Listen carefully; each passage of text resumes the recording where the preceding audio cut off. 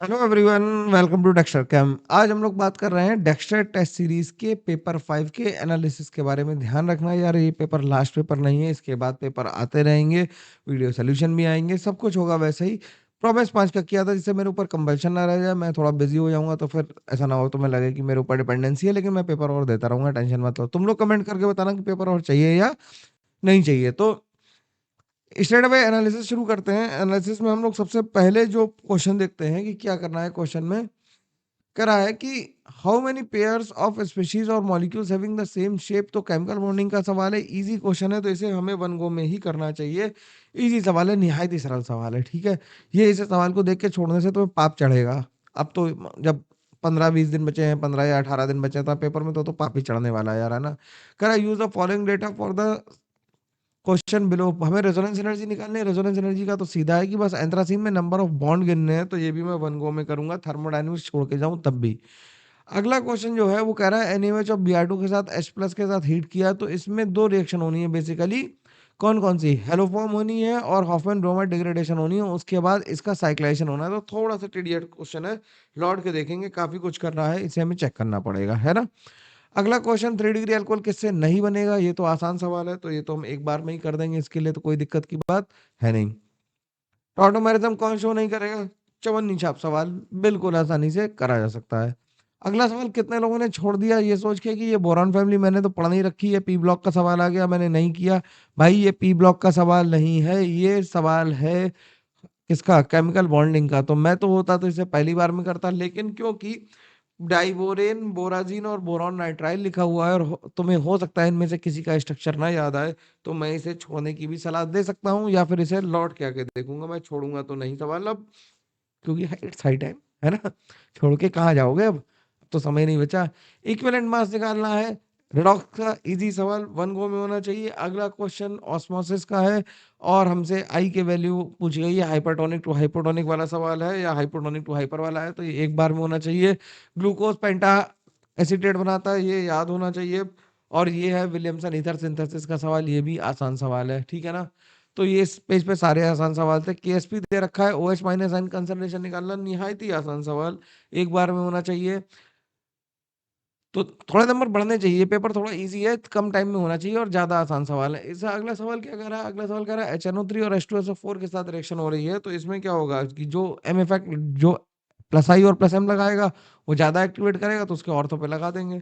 तो ये भी आसान सवाल मानना चाहिए। ऑर्डर ऑफ बेसिसिटी में तुम अगर नाम ना लिख पाओ भैया, तो इस सवाल को लौट के देखेंगे, काफी कुछ लिखना पड़ता है और बेसिसिटी से लगता है डर।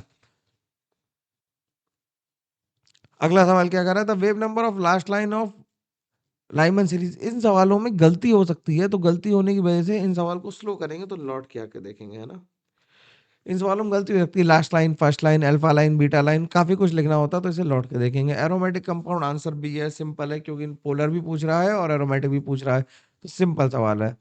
अगला सवाल, आईयूपीएसी नेमिंग में अगर इस तरह के नाम में तुम्हें दिक्कत आ रही हो तो इसे, मतलब दिक्कत तो नहीं आनी चाहिए यार, ये तो आसान मानता हूँ, है ना।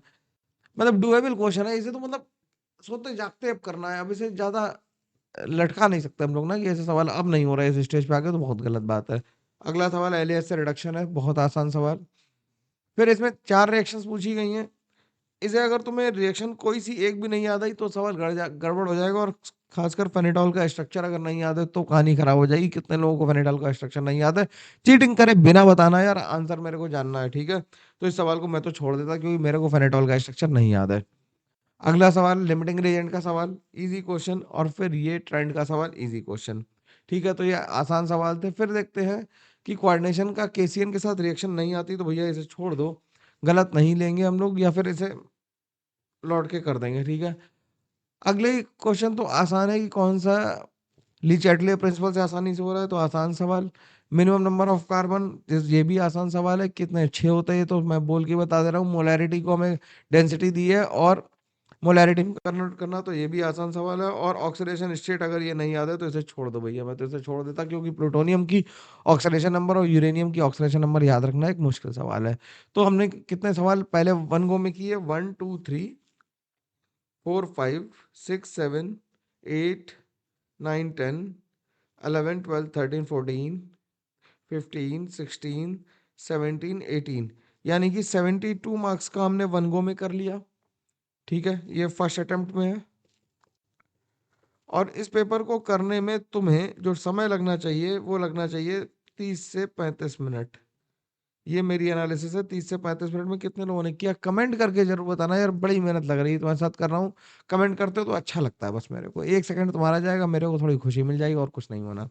ठीक है, और हमें कितने सवाल दूसरे अटेम्प्ट करने? 1 2 3 4 5। 5 सवाल हमें दूसरे अटेम्प्ट में करने हैं। ठीक है, तो 5 सवाल दूसरे अटेम्प्ट में करेंगे तो 5 चौक 20 नंबर ये हो गए।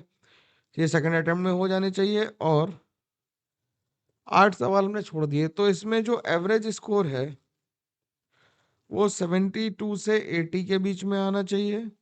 गुड स्कोर वुड बी 92 या 85 टू 90 कह सकता हूं मैं, 85 टू 92। और वेरी गुड में,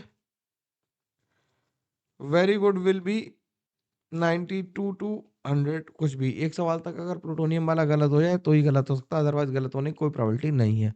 तो इस तरह से पेपर की एनालिसिस करना, और जरूर वो डायरी मेंटेन करी, नंबर बढ़ रहा है कि नहीं बढ़ रहा है कमेंट करके जरूर बताना। हम लोग मिलेंगे अगली क्लास में, डिस्कशन में तब बात करेंगे, और फिर हम लोग आगे भी मिलते रहेंगे।